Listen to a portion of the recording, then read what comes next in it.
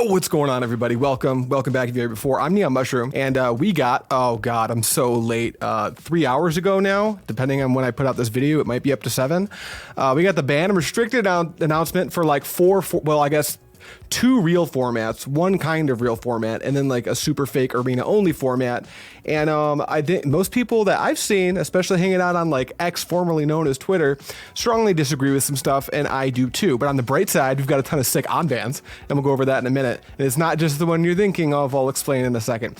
Okay, so get the fake elephant out of the room. I wish I could make like a Quintorius joke, but they didn't touch that in any format, which is probably fine. We bought a playset over here at this studio, so maybe it's good for me. Standard, there's no changes, which is like, makes sense. Standard actually seems pretty sweet right now. New set just dropped. That's great. We're going to be done talking about that forever. And then once I talk about the Pioneer bans, the things that were banned were also banned in Explorer, which is a fake baby format, and we're not going to spend any time on it. Let's talk about Pioneer. Pioneer, we just saw Karn the Great Creator banned, which means Mono Green goes back to being a big dumb ramp deck that dies to 1 card, Farewell, which is a card that's actually played in the format. That's probably a good thing, because if you're ever sitting down playing some blue-white control, thinking to yourself, wow, this matchup's supposed to be good for me, I've got Counter Magic and Farewell in my deck, and then they go turn 3 Karn and Stone Brain you twice, probably got really pissed off. They can't do that anymore. The deck's probably dead, or at the very least, like just a really bad tier 3 ramp deck. The other one is Geological Appraiser, which I did buy a playset of to make some videos for. I'm glad we didn't actually record any yet because the deck was kind of stupid. I don't even think it was that good. It's just a deck that comboed if you played 1 card on turn 3, and it made other decks just like completely unplayable. Like if you're playing Rakdos mid-range and you tapped out for Fable, you could just die. And I'm glad that got banned. And then Smuggler's Copter was unbanned in the format, which is actually kind of stupid, I think. As I recall it, mind you, I've been playing Magic for the entirety of the Pioneer format's existence, and Smuggler's Copter, I don't know if it was banned for purely power level reasons.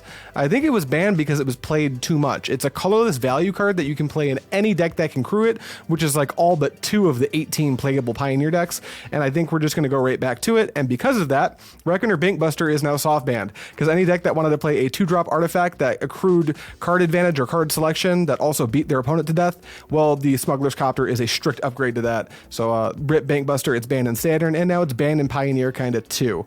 Beyond that, we're going to go to Modern, and this is the one, I'm going to be honest, I'm a little bit pissed off about this. This is kind of driving me up a wall. They have banned Fury, and they have banned Up the Beanstalk. I could care less about Up the Beanstalk. It doesn't really matter. It's like, I don't think it was a power level issue. It's just created the same kind of issues that Yorion decks did, where the manual dexterity of playing it, I don't even know what they said about it. Maybe I should go and read the reasons as a part of this video. Maybe we will, maybe we won't.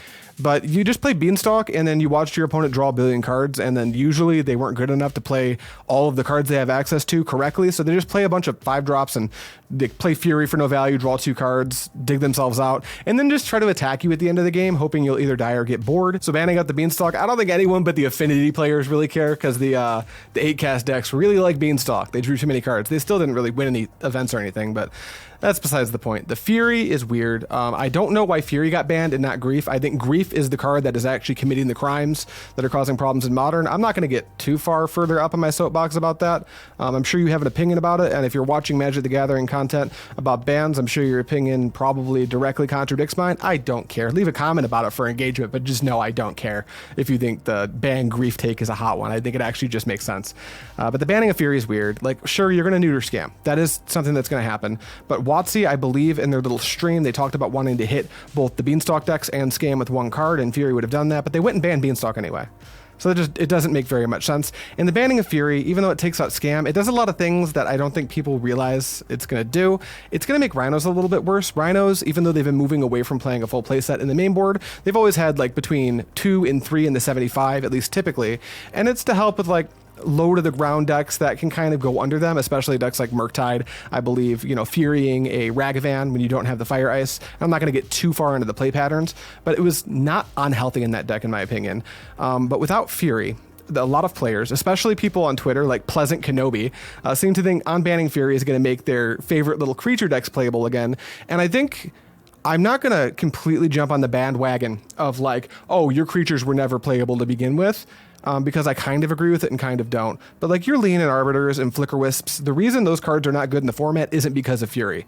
Now, if you get blown up by Fury, it's really easy to complain about Fury when your stupid, X1s and X2s get blown out by a free spell. It's really easy to complain about that, and I get it.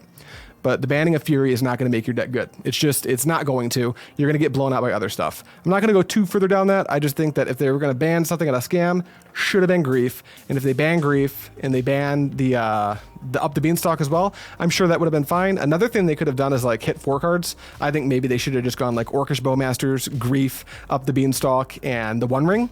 The only reason I'm even talking about the One Ring is because if they got rid of the Bowmasters, and I'll get to why in a moment, they should have probably hit the Bowmasters. But if you hit the Bowmasters, you need to take out like the Beanstalk and the One Ring. That way there's like no clear, insane option after the bans, because Bowmaster fights the ring really well, and luckily we still have it, so the ring's probably going to be fine. But if they did do a 4-card ban and they were to ban Bowmasters but leave ring would probably be a little bit too good. And one more thing before we do get into the chain effects that I think it's going to have, especially on the modern format, these bans that is Pauper saw a ban as well. It's Monastery Swift Spear.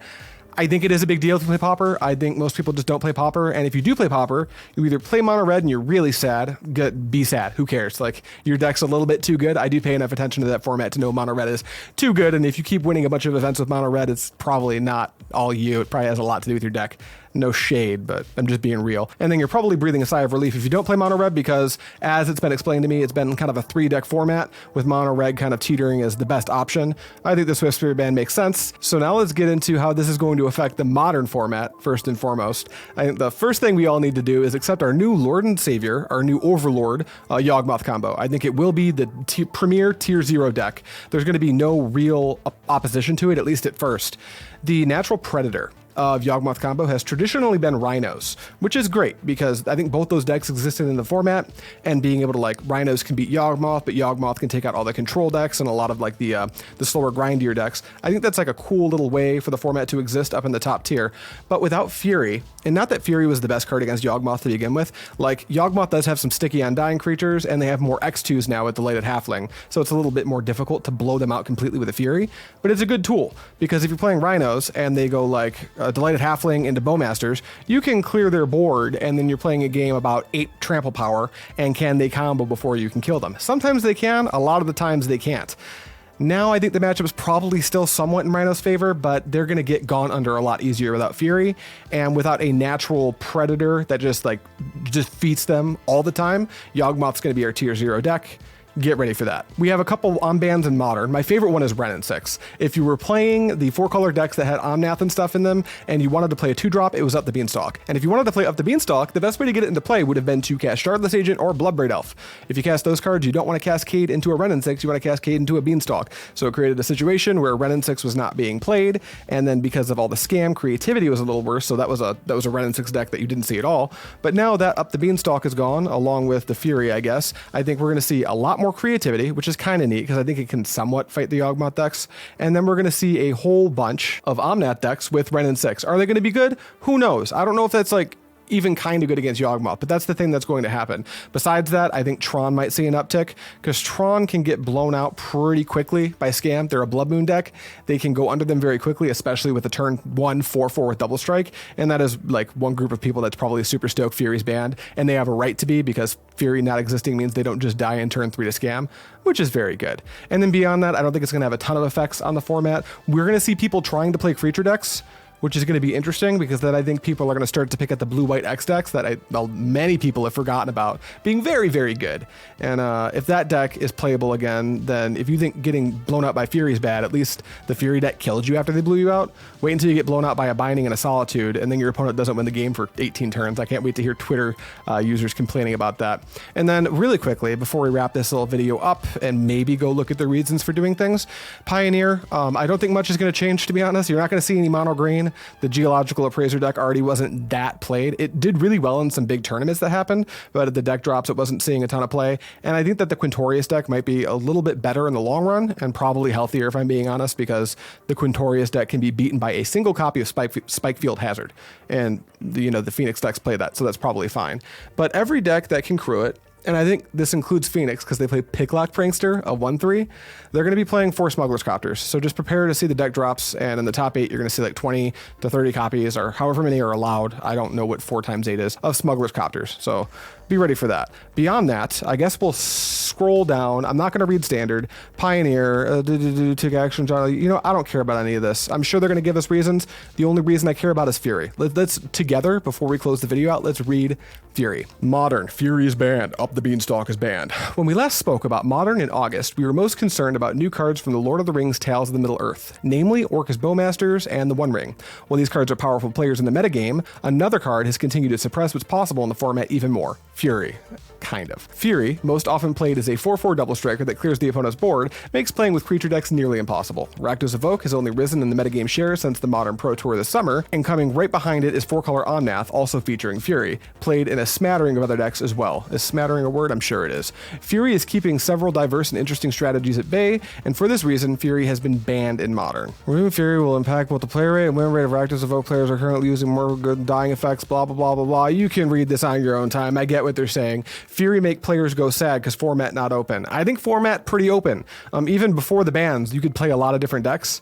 Hitting the Fury, I see why they're saying it, and it's a really good way to talk about why they did it without making themselves look dumb or like they didn't think about it. But the fact they didn't really, it doesn't look like they even talk about the potential of banning Grief, and what that means is kind of annoying, because have you ever been on the draw against Scam and then they take your 2 best cards out and then you die and you couldn't leverage any skill to at least try to position yourself better?